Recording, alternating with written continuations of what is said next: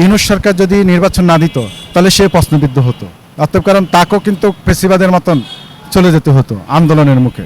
অনেকের ধারণা ছিল যে নির্বাচন হতে দেওয়া হবে না, নির্বাচন হবে না, পিয়ার ছাড়া নির্বাচন হবে না, জুলাই সনদ ছাড়া নির্বাচন হবে না, নানান ধরনের নির্বাচন হবে না, কিন্তু নির্বাচন হয়ে গেল, শপথ হলো। কেমন লাগছে? নির্বাচন হতে দেওয়া যাবে না, পিয়ার ছাড়া নির্বাচন হবে না, এটা তো আসলে জনগণের কথা না।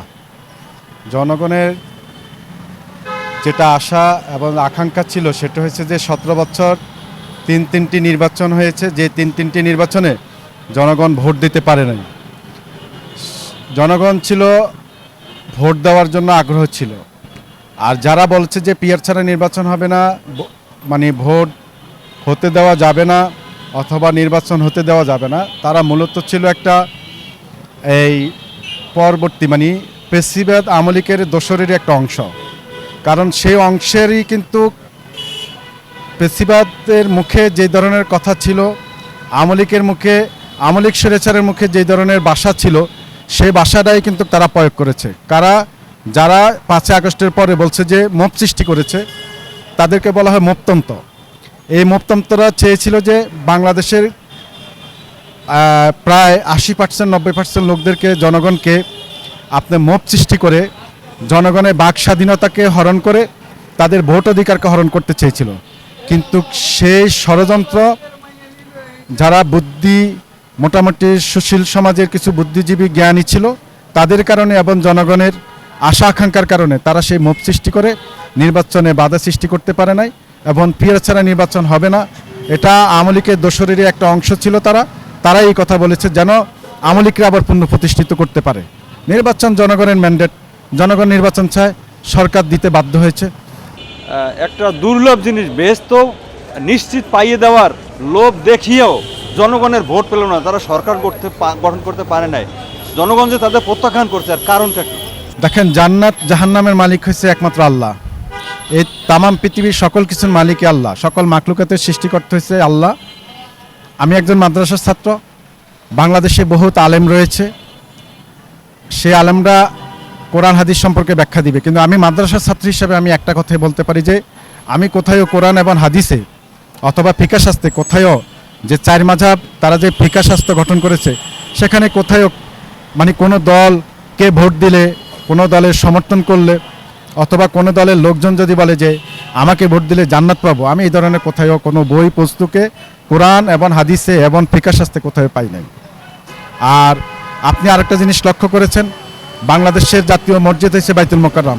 সেই বাইতুল মোকাররমের ইমাম সাহেবও কিন্তু নির্বাচনের আগে একটি ব্যাখ্যা দিয়েছে। অতএব কারণ উনি একজন বাংলাদেশের কয়েকজন আলেমের মধ্যে একজন বিজ্ঞ আলেম। অতএব কারণ এরপর আর আমার কিছু কথা থাকে না।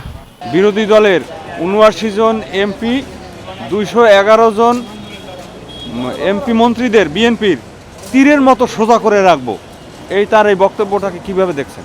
দেখেন, ভাষা, কথা, মানুষ কথার কারণে অনেক সময় কিন্তু মানুষ বিচলিত হয় এবং জনগণের কাছে প্রতারিত হয়।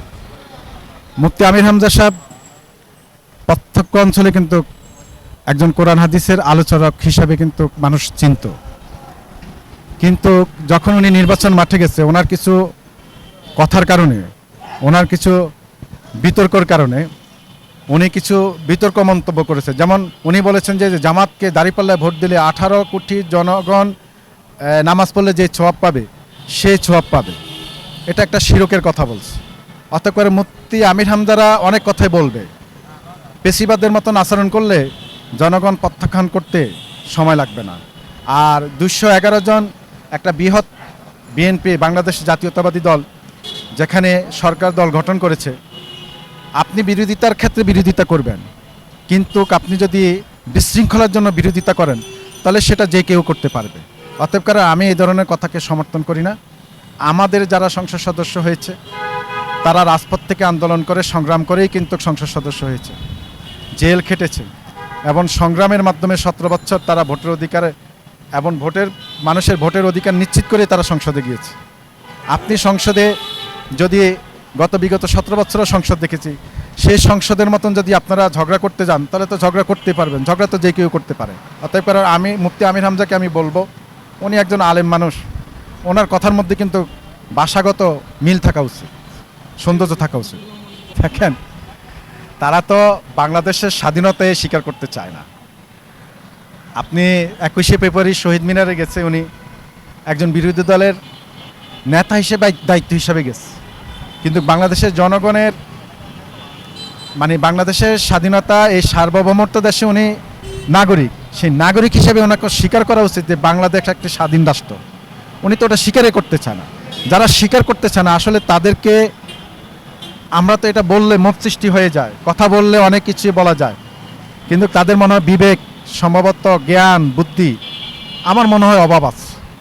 আপনি আগে ভাষা আন্দোলনকে স্বীকৃতি দেন, আপনি আগে স্বাধীনতা সার্বভৌমত্বের স্বীকৃতি দেন, তারপরে এই দেশের জনগণের অধিকার নিয়ে কথা বলেন। আপনি তো সেটাই স্বীকৃতি দিচ্ছেন না।